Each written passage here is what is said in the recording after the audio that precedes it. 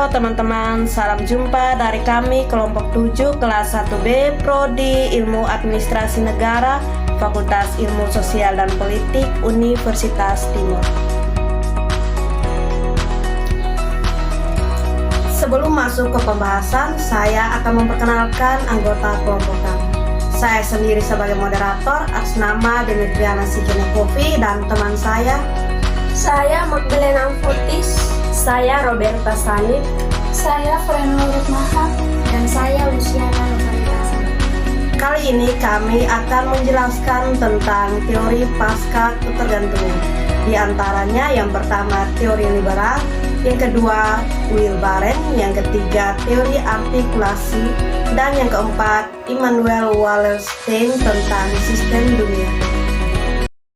Baik, saya akan menjelaskan tentang teori pasca ketergantungan. Munculnya teori pasca ketergantungan merupakan reaksi atau menolaknya teori ketergantungan karena dianggap terlalu menyederhanakan persoalan. Padahal dalam kenyataan, gejala pembangunan, khususnya di negara-negara yang sedang berkembang, jauh lebih kompleks. Yang pertama, teori liberal. Teori liberal pada umumnya berkisar pada ketajaman definisi dari teori ketergantungan.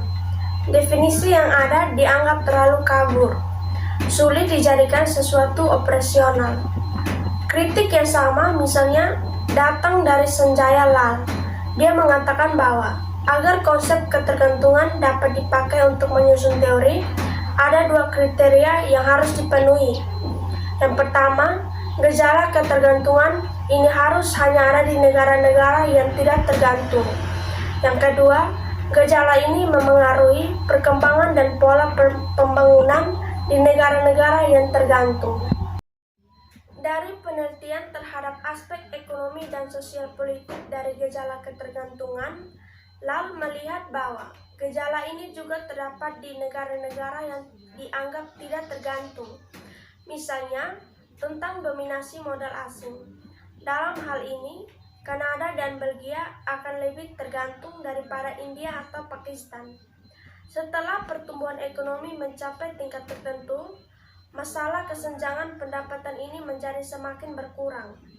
Dengan demikian, kesenjangan pendapatan terjadi karena ada kemiskinan. Kesenjangan ini akan hilang bila di negara tersebut makin maju perkembangan ekonominya. Yang kedua, Bill Warren.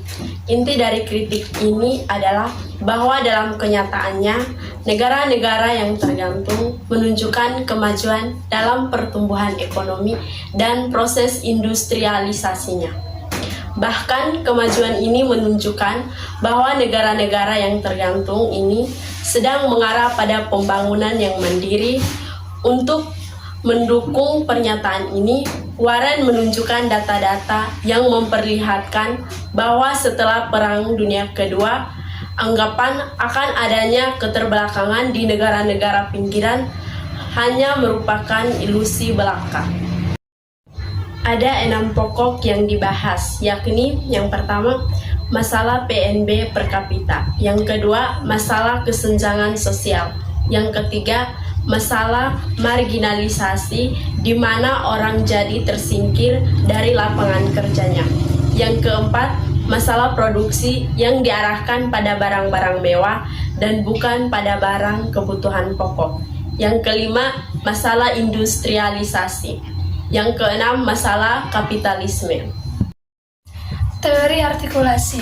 Munculnya teori artikulasi juga sama dengan munculnya teori Warren, yakni ketidakpuasan terhadap teori ketergantungan karena menghadapi kenyataan bahwa pembangunan dan industri memang terjadi di negara-negara terbelakang.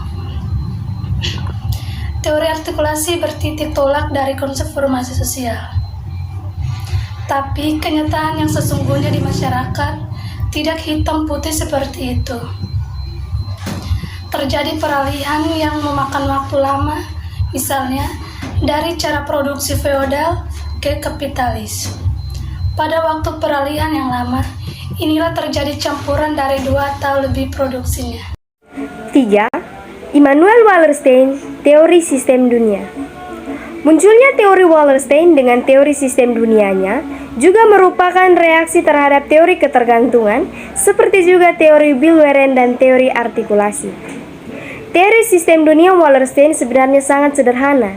Dia beranggapan bahwa dulu dunia dikuasai oleh sistem-sistem kecil atau sistem mini dalam bentuk kerajaan atau bentuk pemerintah lainnya. Dunia terdiri dari banyak sistem mini yang saling terpisah.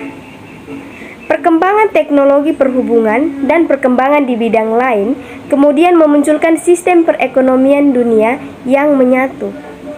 Sistem perekonomian dunia menghubungkan kawasan-kawasan yang ada di dunia ini melalui pertukaran di pasar. Sistem perekonomian berkembang sejak abad ke-16 sudah menguasai seluruh dunia pada saat ini. Dengan kata lain, sistem perekonomian dunia adalah satu-satunya sistem di dunia yang ada. 3 strategi terjadinya proses kenaikan kelas ini. Yang pertama, kenaikan kelas terjadi dengan membuat kesepakatan yang datang. Yang kedua, kenaikan kelas terjadi juga melalui perusahaan-perusahaan industri. Kenaikan kelas ketiga terjadi karena negara tersebut menjalankan kebijakan untuk memandirikan negaranya untuk melepaskan dirinya dari eksploitasi negara yang lebih maju. Inilah penjelasan singkat dari kelompok kami. Semoga dengan video singkat ini bisa bermanfaat untuk teman-teman sekalian. Dan untuk teman-teman sekalian, jangan lupa like, comment, subscribe, dan share sebanyak-banyaknya. Bye!